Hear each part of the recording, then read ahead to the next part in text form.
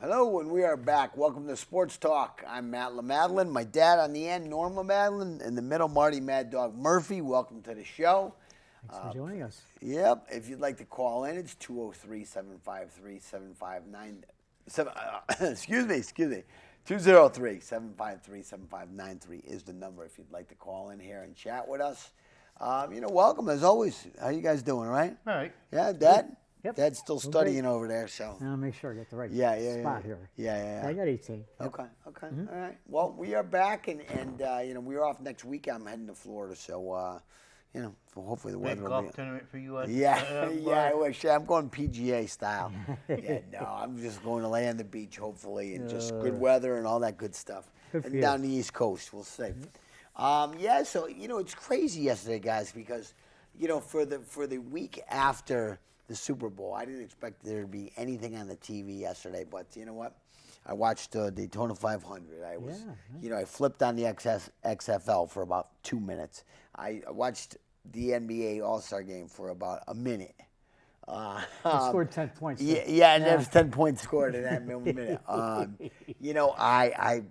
I couldn't believe how much sports were actually on yesterday. Yeah, there was a lot. Yeah. I had the golf tournament on too. There was golf, of course. There's always golf on. I found out that the WBC, which I didn't realize, the World Baseball Classic is actually starting on March 7th.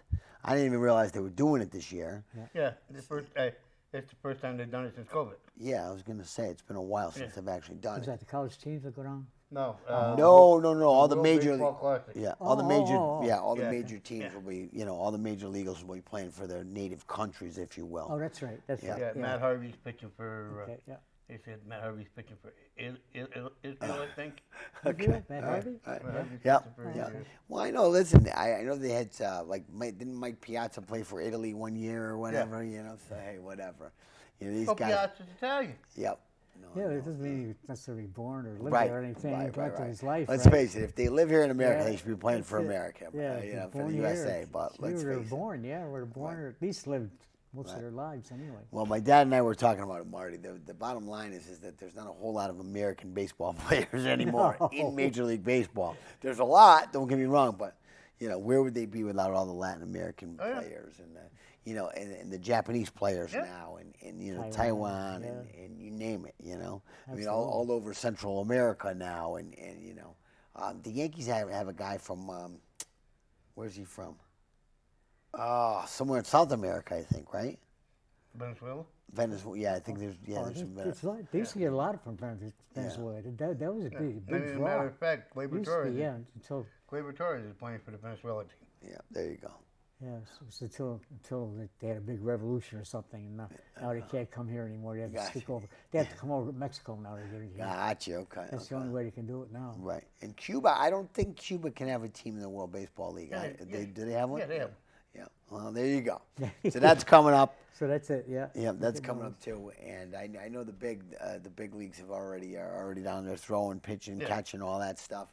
And they all start on the 25th. I think I saw the Yankees, Red Sox, and Mets all playing exhibition baseball.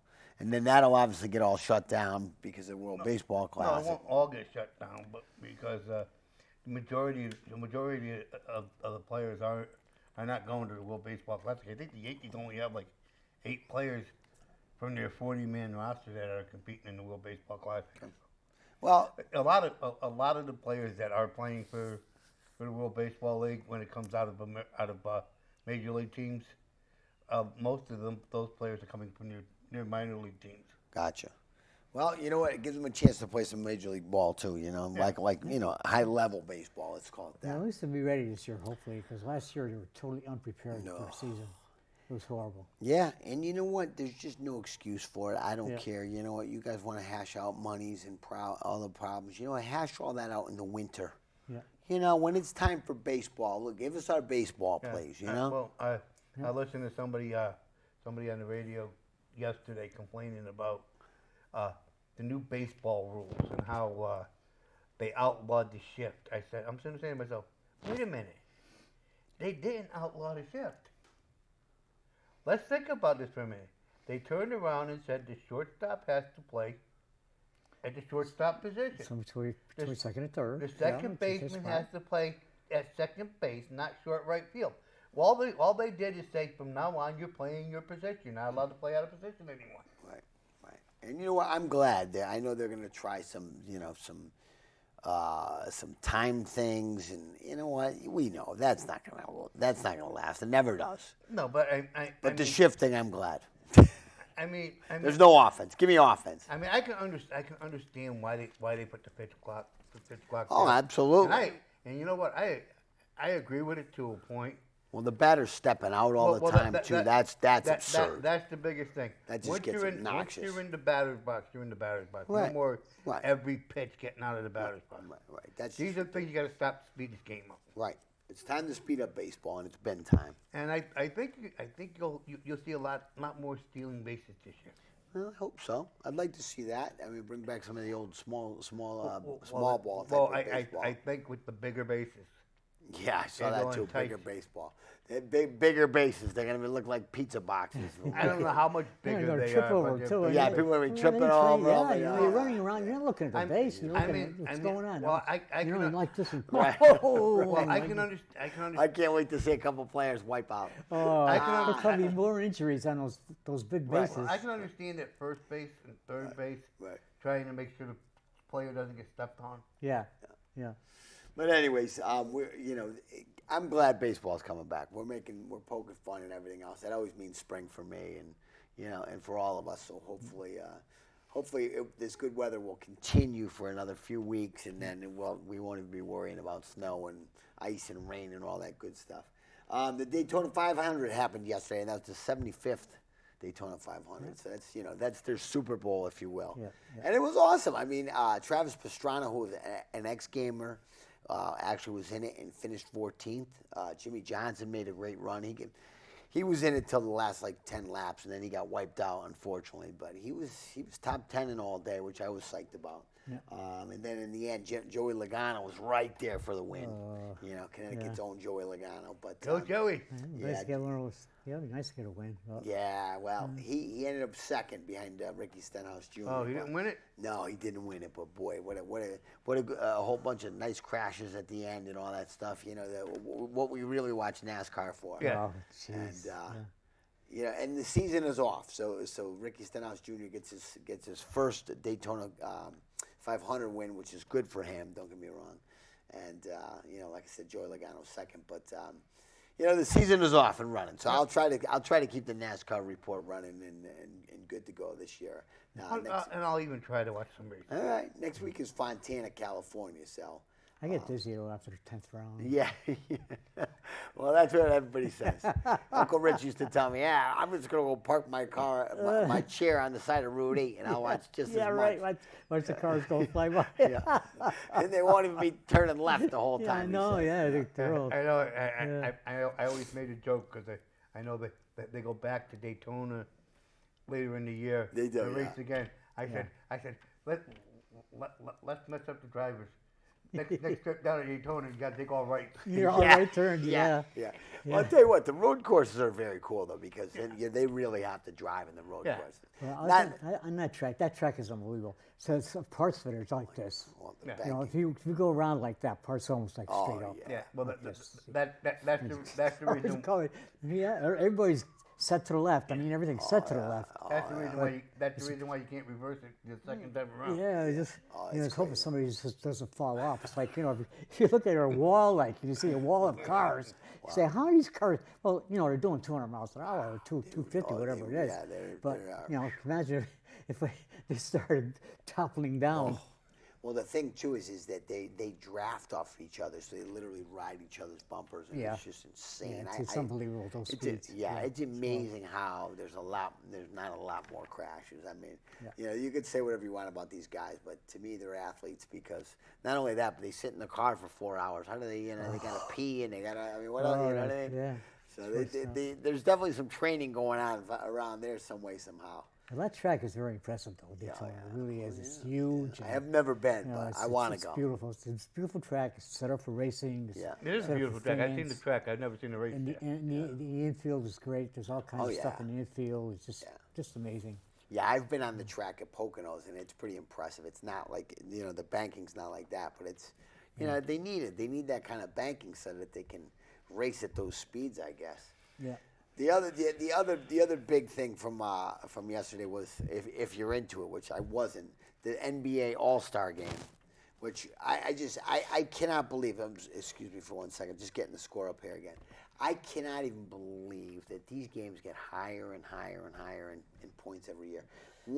Team Giannis, 184 to Team LeBron 175. Come on, guys. That's not even overtime. That's Yeah, no. That's 60 minutes, right? Yeah, that's 60 minutes. That was it, Yeah. straight. Yeah. Yeah. No That's four scoring. overtimes or anything like that. That's scoring 45 points or better every quarter. All right, every quarter per team, Team Giannis had 59 points in one quarter. That's 12 minutes. Okay.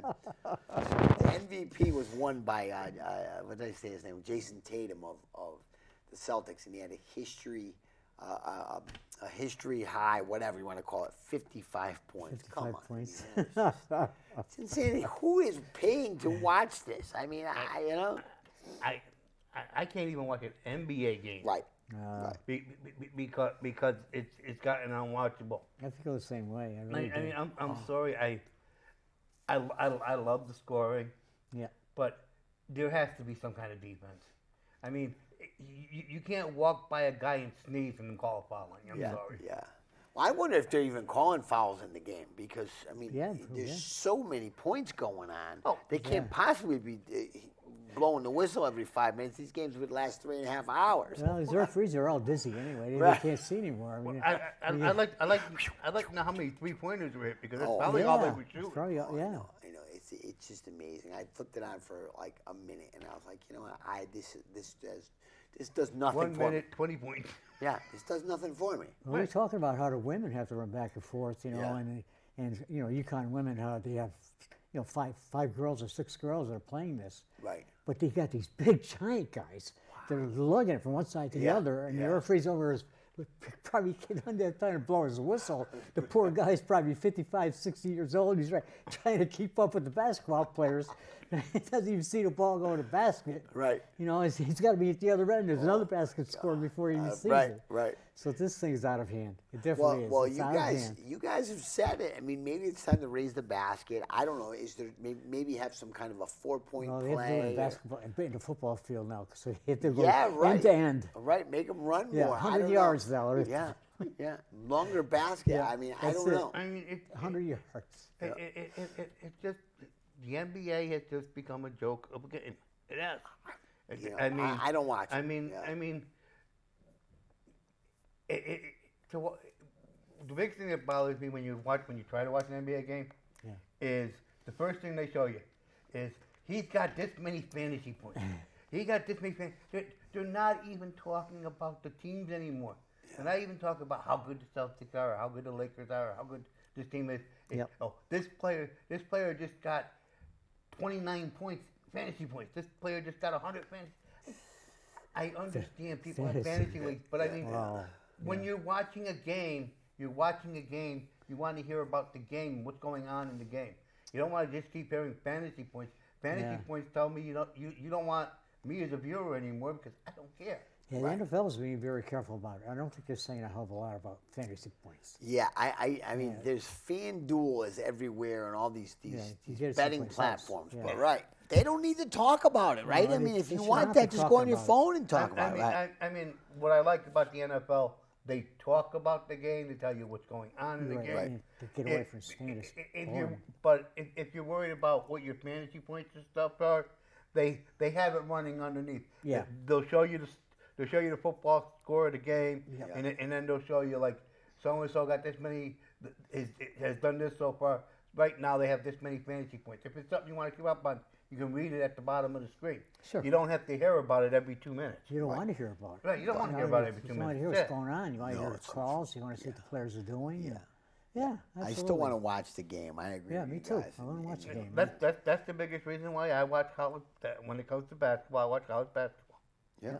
Well, good. Good call. Let's just, what? We've already talked enough nonsense. Let's talk about let's talk about UConn basketball then. That's fine. Two great games this weekend, though. Yeah, yeah. Did you guys watch both of them? I or saw. part of it, or- No, you know what? I forgot all about the Seton Hall game for the guys, and then the women was Sunday. Was it They're yesterday? both the same game. Yeah. Okay. One right after the other on Fox. Okay. Fox carried both Wow. of them. Okay. So they went back to back with Yeah. UConn, and it was just great coverage. Fox does a great job of covering anyway. Good. I love Fox. I got to catch a little bit of the games. I had errands to run, but I was able to pick up a little bit of the game. So the UConn women are back on the winning streak. They're winning runs. I know Marty wasn't here last week. He wanted to talk about how devastating it was. Yeah, they lost two games in a row. They actually lost 2 in a row, which is First awful, time they awful. First time they lost. You talk about UConn because they haven't won a national championship in a while. How they're not a dominant program. Not anymore, right? Not anymore. But I mean, come on, give me a break. They lost 2 games for the first time since 1993. Wow, 30 years before they lost 2 games in a row. That's absolutely amazing. And Dad and I were talking about it, last week about how, oh my goodness, they lost 2 games in a row. Oh my God, is Gino gonna mail it in? How is Gino dealing with 2 losses in a row?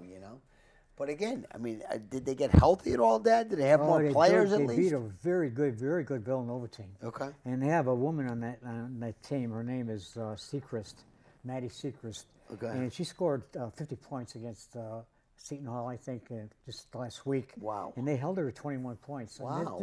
This woman is a 3-point shooter, and they held her at 1 for 5. Wow. Good. 1 for 5 and 3 points. Yeah. And they managed to hold off Villanova, and it's a great win, 60-51 total. Wow. They scored pretty well. They did well in every quarter. They got 19, 9, 16, 16, which there was no slow quarter. Wow. The past, looked 9 in 1 quarter, though. Well, yeah, but that's kind of the beginning. Yeah. And their teams are getting together at that point. And Villanova is pretty darn good anyway. Yeah. And how many players did UConn have suited up? And How many did they have play? Well, they had 6 players. 6 actually played. And these are the minutes. Edwards 37, Juhas 35, Griffin 26, Lopez Seneschal 40, Mule 40, and Ducharme 22. Wow. So there's a lot of minutes there. And Ducharme is just coming back. Yeah. Wow. And she scored 6 points, but they're pretty good points. Holy cow. We're 40 glad minutes. she's back. I mean, 3 of them 40 minutes, then? Was that? 3 of the players 40 minutes. there were 240, 135. 40, yeah. Wow. Yeah, these women are. But 40 to not, to not get off the court, basically, is basically the whole thing. Yeah. And the thing is about this UConn team, the UConn women's team.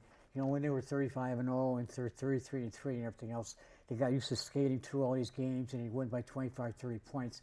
And once they played the close games, the Maryland, Notre Dame, Stanford, they lost those close games because they weren't used to playing close games. Right.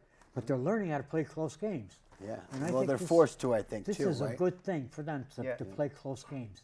But you just hope before March Madness starts that they get at least a couple of more healthy bodies. Otherwise, those girls ain't gonna make it in the tournament because you can't play 40 minutes. Well, that's what I'm saying. If he has a little more bench strength, what he'll do is he'll be able to play those close games and be able to put more players in. Yeah, Wow, let's hope so for sure. Yeah. You're gonna burn those girls up. Yeah. Well, I was going to say, I'm shocked that they already are. It's amazing what they're doing now, especially Lou Seneschal. She is unbelievable. Wow. Just unbelievable. It's amazing. Game after game after game. Yeah. And they're down. I mean, they're down to so Villanova. So tomorrow's hosting St. John's, then at DePaul, and then hosting Xavier, and that's it for the regular season for the women. And then they play the Mohegan Sun, right? I think. I don't know. Did they move the Big East tournament to Mohegan Sun? I thought it was, but I don't know. It might be. Yeah. But they're what, number 4 in the country? But yeah. So it's like a home game for them too. They're playing at Mohegan Sun. So. Well, it used to be, right? But that was the AAC. That was the tournament. AAC. That's I don't know if they moved the Big East there. Yeah, I don't know about that. The big question is going to be with both men and women when it comes to UConn. Are they just going to be playing at Gamble Pavilion, or are they going to try and make a deal someplace else to play some of their home games? Because the XL Center contract is done this season. Really? They'll figure something out. They have to because they can't play all the games at the Gamble Pavilion. They can't. I think the smartest thing. I think the smartest thing for you kind of do would be make a deal with Bridgeport. Well, they can do that too. Because you got Gamble for the east and northern part of the state. Yeah. And you got Bridgeport for the southern part of the state. Yeah. Get the state more behind them. Well, it could. Who's the last three games, Matt? Last 3 games. Okay, they host St. John's tomorrow. Okay, St. John's is 10-7. Okay. Then at the Paul on Saturday. Paul is 8-9. So Okay, good. Yeah. And then the Xavier on the last. Xavier's 0-17. Wow. So there you go. So they have decent Yeah. So these 3 before the tournament, they should be okay. I think. And that would get them to, if they go, we won't assume, but if they get the wins, it'll be 25-4. Yeah, because they're 22 they're 16-1 in Big East now, so there's yeah, so that would get 25. them. Yeah, okay. 25 wins. 25. I mean, obviously that and no lower than 4, right? At this point, they wouldn't drop. I would hope. Well, right now they're number 4, so they could be a top seed. I could see them. I figured them to be a 2 seed. A 2 seed? Really? Huh? Yeah, it may be just as well, as long as they don't bump into a Stanford or South Carolina in the same bracket. Wow, that'd be something. They don't be the same bracket. Yeah, no. Yeah. Well, number 2 seed though, huh? Even as a 4, Mark. Ranked number 4 in the country. I feel like probably. I mean, they might be able to sneak by and get a number 1. Yeah. But I think I could see them, especially if they're making a Stanford number 1. I could see them just to make sure UConn has to play Stanford this year. Set UConn up as a number 2 in a matchup where they have to play against. They got to look at their conference record. I mean, they're amazing in their conference. That's going to be definitely a major consideration. Oh, yeah. And 2 big wins over Virginia and Marquette just this week alone. Yeah, right. That speaks a lot. They'll be number 1, I think. Let's hope so. I mean, hopefully they're going to blow through the Big East tournament too. You would think. Yeah, you got the Big East tournament. Right. You got 3 games. They're winnable, definitely winnable games. Yeah. They could win 30 games. Yeah. Well, you know what? I'll tell you what. I think if you look at the mere fact that they're doing it with 6 players for the most part. Yeah. And then they're coming back to get their strength. Well, let's hope so. Their strength is still on the bench and they're coming back. Yeah. So you're going to see a lot of power. Yeah. You just hope the bench comes back. Well, I know, right? I'm sure. Yeah. Just the charm just coming in alone was a big plus. All right. Well, the men. Let's see. They had a nice win over Seton Hall on Saturday, right? Yeah. And now the big game is Wednesday versus Providence at the Gamble Pavilion, and then at St. John's, and then they have 2 more games to finish off the season, DePaul, and then at Villanova again. Yeah. So I know Villanova was a loss the first time, right? No, they beat Villanova. They beat Villanova. But the problem is that they have to avenge some losses now because they avenged the Seton Hall loss already. Yeah. And they avenged the Marquette loss already. Right. Now they have to avenge Providence loss at St. John's, right? Yeah, so there's 3 teams that already beat them. Yeah. And Xavier, they're going to play again. Right. Wow. So it's tough. You know, and Providence, they're playing at Providence. No, it's at the Gamble Pavilion. That Gamble? Okay. Yeah. Well, that's why he lost in Providence. They can't win in Providence for some reason. I don't know why it is, but they just can't. I don't know what it is. Well, and they're currently 20-7 or 21-7. Dan, I have 27. Yeah, 27. They won a 28. So hopefully, if they get, let's say 1, 2, 3, 4, 5. If they get 4 of the 5 wins, that's more than enough to get them in. Anyways, I would think the magic number was 20, right? Yeah. But if they lose, usually 20. Yeah, and let's face it, they have some quality wins. They've had a good season. I don't expect them to be a low seed by any means, unless they win the Big East tournament. Maybe. I look at if they can win 4 out of 5 of their finals. Yeah. And they can make just a little noise in the Big East tournament.